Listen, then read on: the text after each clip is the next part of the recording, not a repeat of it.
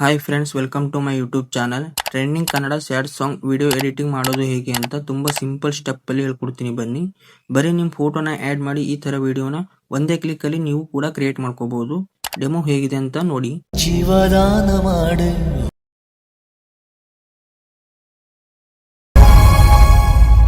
ಹೋದ್ರೆ ಹೋಗ್ಲಿ ಬಿಟ್ಟಾಗೆ ಸುಟ್ಟಾಗೆ ಒಂದೇ ಸರೇ ತ್ಯಾಗ ಕಣೆ.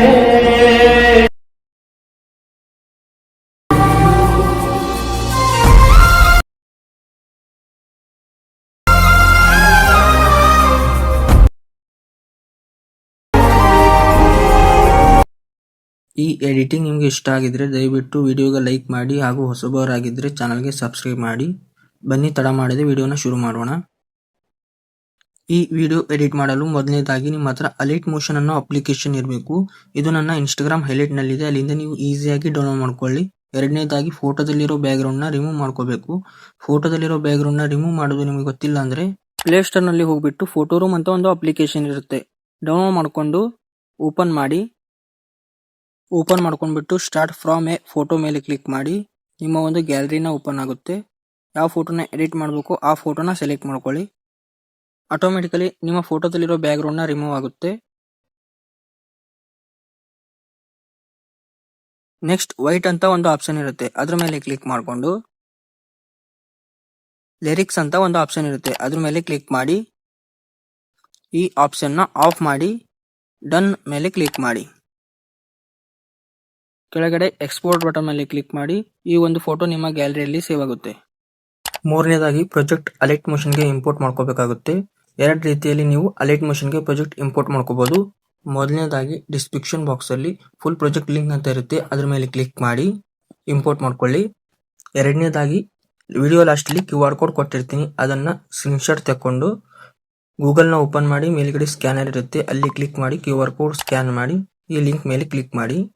ಇಂಪೋರ್ಟ್ ಮೇಲೆ ಕ್ಲಿಕ್ ಮಾಡಿ.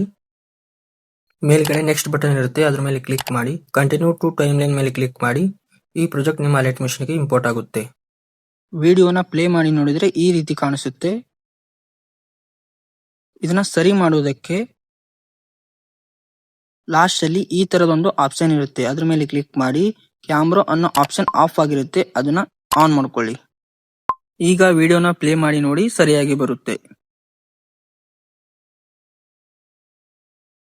ಇದರಲ್ಲಿ ಸುಮಾರು ಲೇಯರ್ಗಳಿವೆ, ನಾನು ಹೇಳೋದನ್ನ ಮಾತ್ರ ಚೇಂಜಸ್ ಮಾಡಿ. ನೆಕ್ಸ್ಟ್ ಇದರಲ್ಲಿ ಫೋಟೋನ ಚೇಂಜಸ್ ಮಾಡಬೇಕಾಗುತ್ತೆ.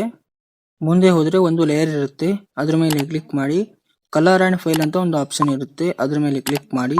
ಈ ಆಪ್ಷನ್ ಮೇಲೆ ಕ್ಲಿಕ್ ಮಾಡಿ ಬ್ಯಾಕ್ಗ್ರೌಂಡ್ ರಿಮೂವ್ ಮಾಡಿರೋ ಫೋಟೋನ ಸೆಲೆಕ್ಟ್ ಮಾಡಿಕೊಂಡು ಮೇಲ್ಗಡೆ ಪ್ಲಸ್ ಬಟನ್ ಇರುತ್ತೆ, ಅದ್ರ ಮೇಲೆ ಕ್ಲಿಕ್ ಮಾಡಿ. ನಿಮ್ಮ ಒಂದು ಫೋಟೋನ ಅಡ್ಜಸ್ಟ್ ಮಾಡ್ಕೊಳ್ಳಿ.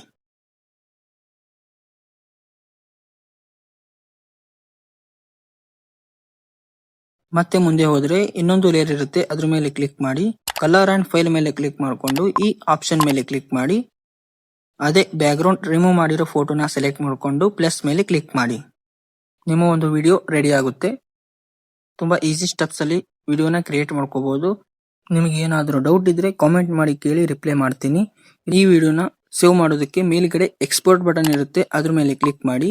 ಈ ಆಪ್ಷನ್ ಮೇಲೆ ಕ್ಲಿಕ್ ಮಾಡಿ ಕ್ವಾಲಿಟಿನ ಸೆಲೆಕ್ಟ್ ಮಾಡಿಕೊಂಡು ಕೆಳಗೆ ಎಕ್ಸ್ಪೋರ್ಟ್ ಬಟನ್ ಮೇಲೆ ಕ್ಲಿಕ್ ಮಾಡಿ. ಈ ವಿಡಿಯೋ ನಿಮ್ಮ ಗ್ಯಾಲರಿಯಲ್ಲಿ ಸೇವ್ ಆಗುತ್ತೆ. ಈ ವಿಡಿಯೋ ಇಷ್ಟ ಆದರೆ ವಿಡಿಯೋಗೆ ಲೈಕ್ ಮಾಡಿ, ಚಾನಲ್ಗೆ ಸಬ್ಸ್ಕ್ರೈಬ್ ಮಾಡಲು ಮರಿಬೇಡಿ. ಸಿಗೋಣ ಮತ್ತೆ ಮುಂದಿನ ವಿಡಿಯೋದಲ್ಲಿ.